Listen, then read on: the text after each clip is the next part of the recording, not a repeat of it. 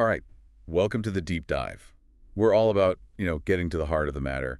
You're here because you want to understand the essential stuff without getting lost in the weeds, so let's just jump right in. Yeah, and today we're diving into a book that I think a lot of our listeners will find really insightful, Black and British, A Short, Essential History by David Olusoga. This book is like a really powerful look at British history, and it kind of shifts your perspective in some really important ways.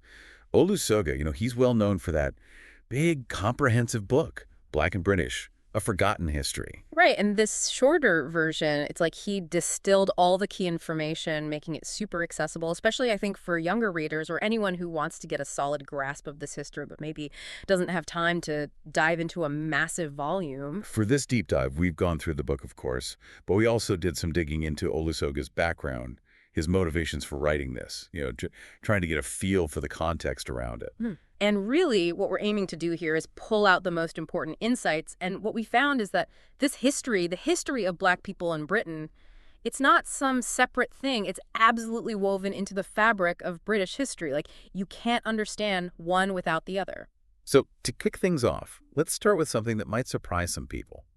When you think about Black history in Britain, you might think of, I don't know, the Windrush generation, maybe even more recent events, but Olusoga takes us way, way back, like over 1,000 years ago. Yeah, and one of the most striking things is that there was an African presence in Britain during Roman times. We're not talking about just traders passing through, but actual soldiers, people who were integrated into the Roman army, stationed in Britain. Some of them even guarded Hadrian's Wall. Like, that image is just crazy to think about, right? It completely changes how you see British identity from the very beginning. It really challenges this idea that multicultural Britain is a new thing. It's been there for centuries. Just think about it. The Roman army, it was huge, and it drew recruits from all over the empire. That meant you had people from North Africa, for example, being sent to all corners of the empire, including Britain, as part of their service. It's like a whole different picture of ancient Britain, right? Yeah. And then, moving forward in time, the book highlights how there was a continued Black presence during the Tudor period in the 1500s and 1600s. And what's interesting is that these individuals weren't just on the sidelines. They were involved in all sorts of aspects of life, like working as musicians and sailors, integrated into society. And then you've got John Blank, right? This is like a really crucial figure because he's the first Black person in Britain whose name and image we have in official records from the early 1500s. And get this, he was a royal musician. He served both King Henry VII and Henry VIII. It just shows you that level of integration centuries ago, way before how we often picture British history. It's those little details that really bring history to life. Okay, so the book lays out these early connections, but it doesn't shy away from the really dark period of the transatlantic slave trade. And obviously, Britain played a massive role in that. And it's important to really grapple with the sheer scale of this trade, the devastation it caused. The book doesn't just talk about the economics of it, but also about the people who fought against it within Britain. That's right. We learn about these incredible figures like Olaudah Equiano and Ottobah Cugoano, formerly enslaved Black men, who ended up in Britain and became leading voices in the abolitionist movement. They didn't just survive, they actively fought for their freedom and for the freedom of others. And their stories are just so powerful. Equiano, for example, wrote this autobiography that had a huge impact. It wasn't just a personal story of suffering. It was a way to humanize enslaved people in the eyes of the British public, and it really helped fuel the movement against slavery. Absolutely. And it wasn't just individual efforts. They also formed this group called the Sons of Africa, which advocated for justice and equality.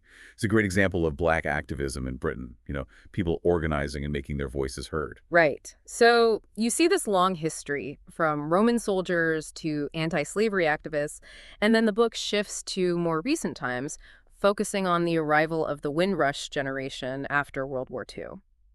This is probably what a lot of people immediately think of when they hear about Black British history. And it makes sense because it's a pivotal moment. After the war, Britain needed to rebuild, and they were facing labor shortages. So the government actually encouraged people from the colonies, especially the Caribbean, to come and help rebuild. And those who came, they became known as the Windrush generation. They came to contribute, to build new lives, but they also faced a lot of challenges and discrimination. The book shares some really inspiring stories from this period, though. Like, you have Sam King, who arrived with the Windrush and became the first Black mayor of a London borough, Southwark. It's a powerful symbol of the impact this generation had and the slow progress towards integration. But even with those achievements, there were still huge barriers, and the book doesn't shy away from that.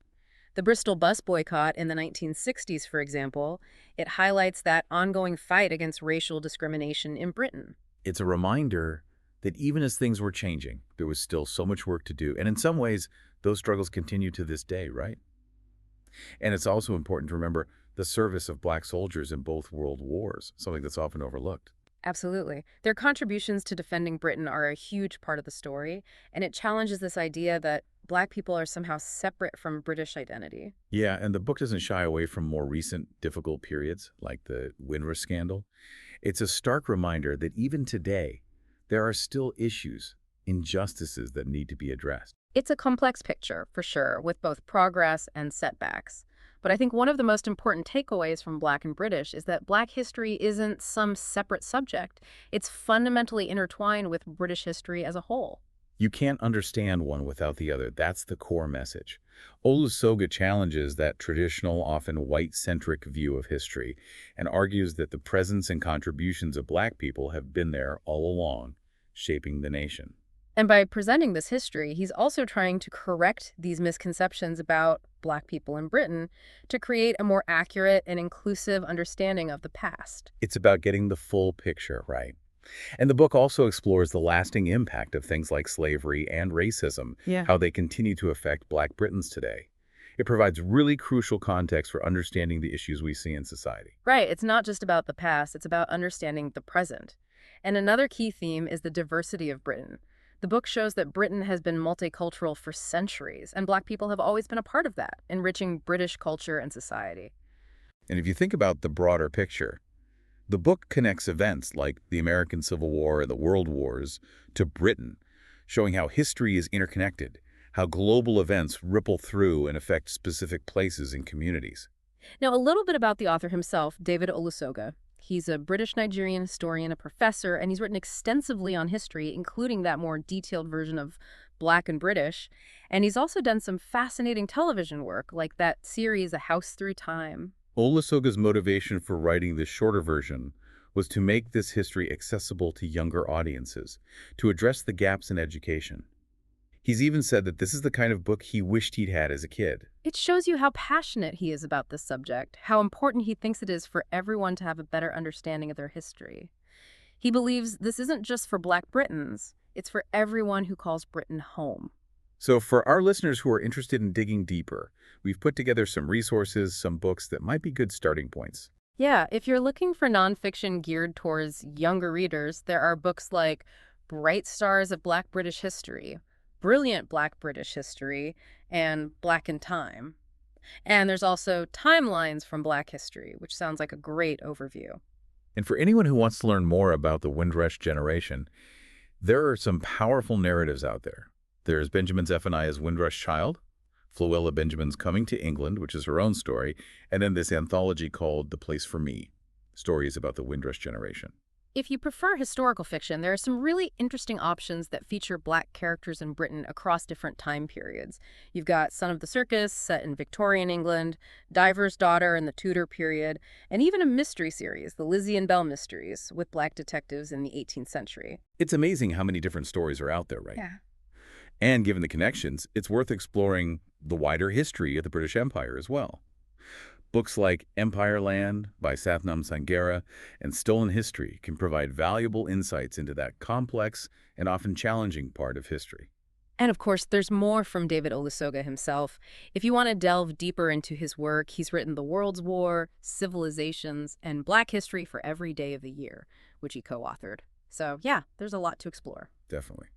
So, to wrap things up, the big takeaway from our deep dives into Olusoga's Black and British is that the presence and contributions of Black people in Britain go back over 1,000 years.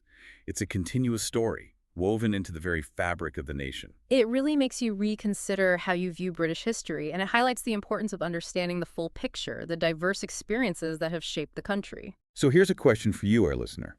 How do you think understanding this shared history, this long and significant presence of Black people in Britain, can help us better understand British society today? What new insights does it offer into the issues and conversations that are happening right now? It's something to really think about. And we'll leave you with one final thought. How might a deeper knowledge of overlooked histories, not just this story, but others as well, change how we see the present and even influence the future we create? We encourage you to keep exploring, keep learning, keep diving deep. Thanks for joining us. See you next time.